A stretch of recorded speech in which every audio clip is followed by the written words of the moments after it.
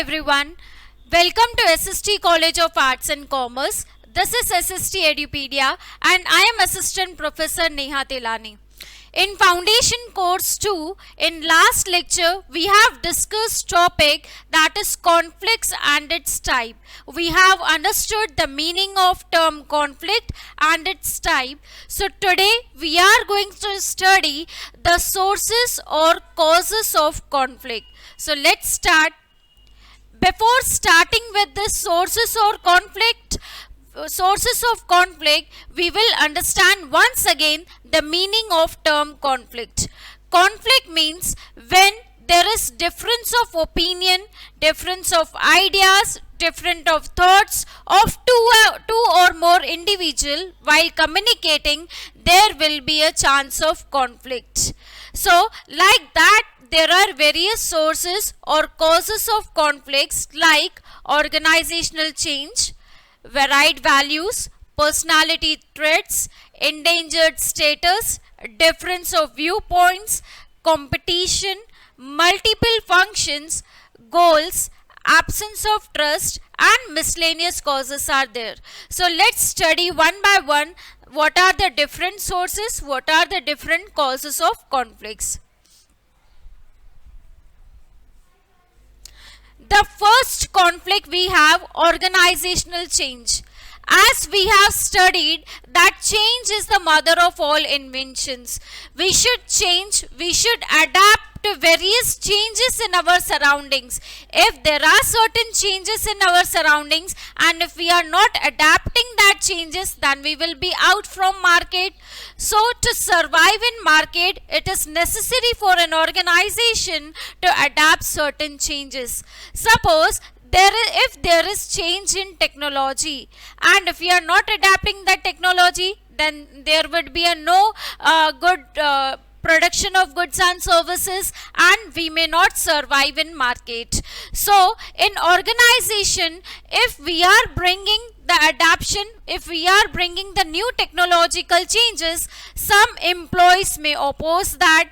Then at that point of time, there may be conflict because the employees may oppose that we don't want change in organization, and while management on other hand needs to change to have survival in market. So first change is due to organizational change, there will be a conflict. Second point, varied values. See, the people in organization are not same. Each and every individual has different values, approach and attitude towards life. So suppose in organization there is sales director and there is sales department. Now sales director, suppose he is insisting that we should sell the product by disclosing each and every point clearly to the customers, while sales department might say that we may sell by using false statements. So there is different of opinion between that sales manager or sales director or between that entire sales department. So there will be a conflict of interest. One wants to show the true picture of that product, other wants to hide some qualities of or some disadvantages of that product. So there will be a conflict. Third point, that is personality traits. Traits, that is qualities. Each and every individual has different thoughts, different feelings, different behaviors.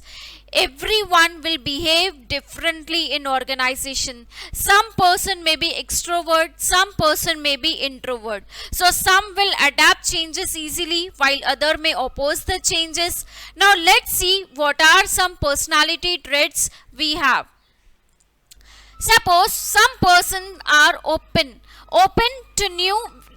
to welcome new ideas, values and feelings of each and every one. So he or she might not have that much conflict. Some people are conscious. They are careful before taking any decision. They will analyze each and everything in detail, then only they will come to a proper conclusion of that particular thing. So there might be a need or there might be a rise of that conflict. Some may be extrovert. that means they are talkable, sociable, and easily they can change, adapt the change. Some person may be agreeableness, they have a quality of agreeableness, that means they are agree with what others are saying, while there are some person who may oppose to what others says. So there are different personality traits we have in our organization, due to which there might be conflict due to different of thoughts and opinions of each and every one. Likewise, we have one more cause or source of conflict, that is endangered status. In some cases, if a status of a person is in danger, it can lead to a conflict. Suppose a manager finds a subordinate who is much more efficient than him, he may find his status to be in danger, as everyone would be consulting to that subordinate more than manager, and this can result into stress also, and that is the reason of conflict in organization. Next point, we have difference of viewpoints. Suppose there are two individuals and I have kept a glass half filled with that water. One will say that it is half filled, while other can say it is half empty, and then we have that arises of that particular conflict, because we have difference of opinion between two individuals. Next source or cause of conflict we have is competition. There is always competition in everyone's life, and the corporate world is no different. Now, in corporate, there are different departments, and each department will compete with each other, as they want to show that we are more efficient as compared to other departments.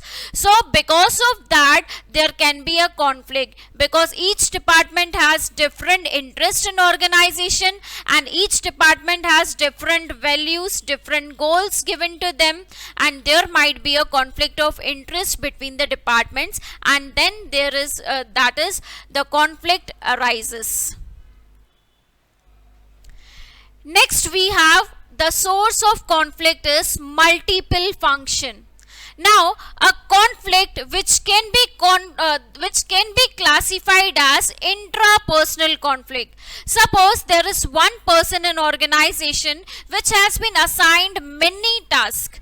Now, he or she would have conflict in mind, that is which task to be performed first and which task should be performed later on. So, if there is intrapersonal conflict due to multiple functions, there is what a conflict arises, right? So to give importance to one role in comparison of other role, there is conflict in mind of an individual. Next point we have is goals. Goals, every organization has goals, and prioritizing that goal is a challenge. Now, if organization does not communicate the priority to employees, then there will be a conflict, as subordinates will give importance to one goal and managers will give importance to another goal. The next point we have, the next source we have is absence of trust. Success in organization can be achieved only if people in organization trust each other. If the trust is absent, then there will be a result of conflict. Now, apart from all the causes or sources we have discussed, we have one last, that is miscellaneous causes like biasness, partiality in organization, ego, etc. are there, which arises or which are causes of conflict. Suppose there is one manager in organization and who does partiality each and every time among the employees. So the employees may have conflict with that manager. So today we have discussed that there are some causes or sources of conflict. Thank you.